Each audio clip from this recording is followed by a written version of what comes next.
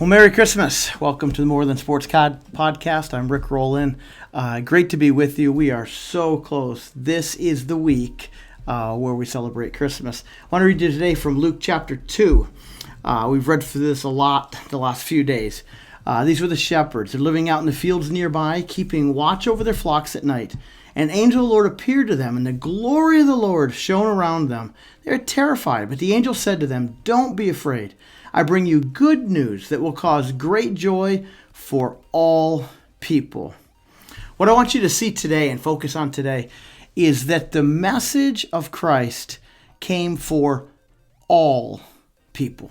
The good news of great joy came for all people. I want you to hear that. It's not just for a select few. It's not like, well, you can receive Jesus, but you can't. Or you can receive the hope of Christ, but it's not for you. It's for anybody who would believe. Whosoever comes to the Lord, it's for them. It's for all people. The opportunity to know Christ is for all people. I have here a globe right in front of me, and I love globes. I love maps. Anybody who's known me for a while knows that. And the reason I love them is because every one of these land masses represents people. And it's people. I'm fascinated by people, first of all. I love cultures. I like all that stuff. So I'm fascinated by just the concept of people. But I really love people. And the thing I see when I see a globe is people that Jesus died for. People that he came to give the hope that is found only in him.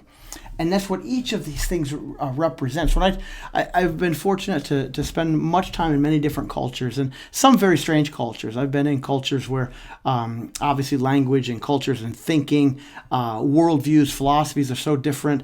I've even been in a culture where they spoke a tonal language. That's really different. So if you want to learn about tonal languages, Google it. It's fascinating to listen to how a tonal language works. All these cultures, they're so different, and yet there's such a commonality among all people in the world, and that is that at the core of every person, there's a need for a Savior.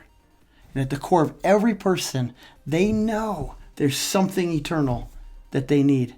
There's such a commonality of a need for the Savior who was born, the Christ child that the shepherds announced. And here's the hope. One day, in Revelation chapter 7, John the Revelator looked, and there before me was a great multitude that no one could count, from every nation, every tribe, every people, and every language, standing before the throne and in front of the Lamb. And they were wearing white robes and were holding palm branches in their hands. And they cried out in a loud voice, "Salvation belongs to our God, who sits on the throne, and to the Lamb." All nations, all peoples, all tribes, all languages.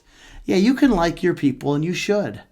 But don't like your people at the expense of the other people, because God came for all people.